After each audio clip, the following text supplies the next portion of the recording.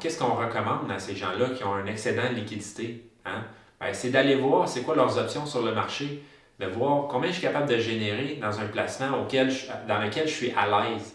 OK? Donc, est-ce que c'est 6 7 8 Puis après ça, voir la différence entre le taux d'intérêt payé sur l'hypothèque puis le rendement net de frais généré avec notre placement sur lequel on a décidé. Donc, c'est sûr et certain, si le taux d'intérêt de l'hypothèque est plus élevé que le rendement espéré de notre placement, bien à ce moment-là, ça va être plus intéressant de rembourser l'hypothèque.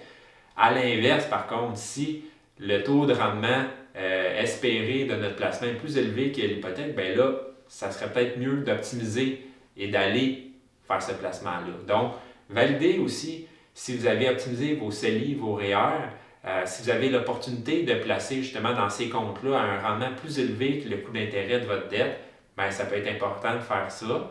Puis l'autre chose, est-ce que vous avez aussi, un coup que vous avez maximisé REER, CELI, bien, des fois, on peut aller investir dans d'autres produits, police d'assurance, des choses comme ça.